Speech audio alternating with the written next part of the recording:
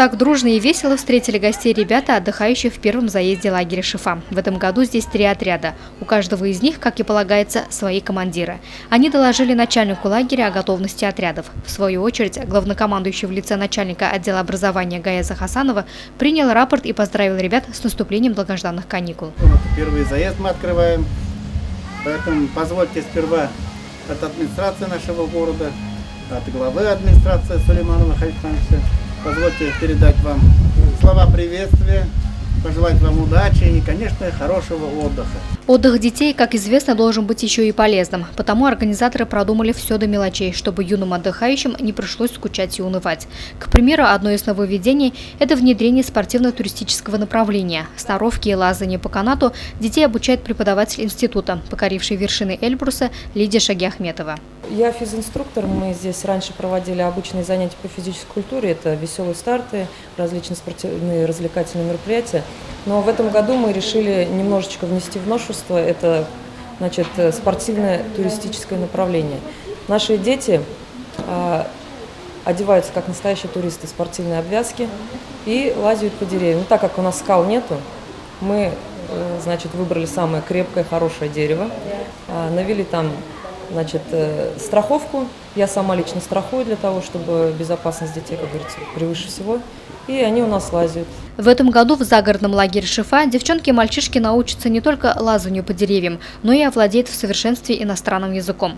В перерывах между активным отдыхом для ребят проводятся занятия. Гимназия, как инновационная школа, она присылает своих учителей английского языка на подготовку детей. Вот сегодня уже они приготовили инсценирование сказки, песню приготовили, занимаются желающие дети и гимназисты. Где-то около 30 детей занимаются английским языком. В первом заезде отдохнут и поправят свое здоровье всего 83 ребенка. 15 из них – дети из Зилаирского и Хайбулинского районов.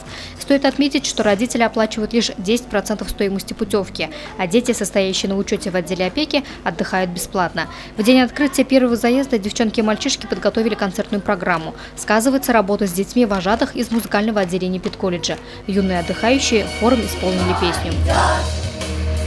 Воюет взвод, далекий год, на пленке старой живет и путь, еще чуть-чуть, и горят войны пожары.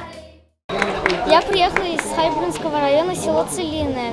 Когда я приехала, мне было скучно, но я нашла подружек, и сейчас мне весело. На танцы ходим, рисование, зон.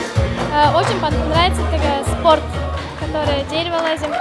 Я как бабушка, мой внук с 6 лет вырос в этом лагере. Поэтому, когда предложили ему куда-то ехать, он сказал, кроме Шифы, конечно, я бы никуда не поехал. Самый лучший вид отдыха – это Шифа. И я считаю, что дети присмотрены, сыты целый день, и у родителей голова не болит, потому что и близко, рядом. Они в любой момент могут приехать. Связь у нас сотовая хорошая, поэтому проблем, я думаю, нет. Отдых детей должен быть полезным и безопасным. Такого основного принципа придерживаются организаторы детской летней оздоровительной кампании. Как пройдут каникулы, зависит от взрослых. И не случайно на протяжении долгих лет этот вопрос остается на контроле государства. Луиза Мустафина, Радмир Сингулов, Любовь Карпова, телекомпания СТВ.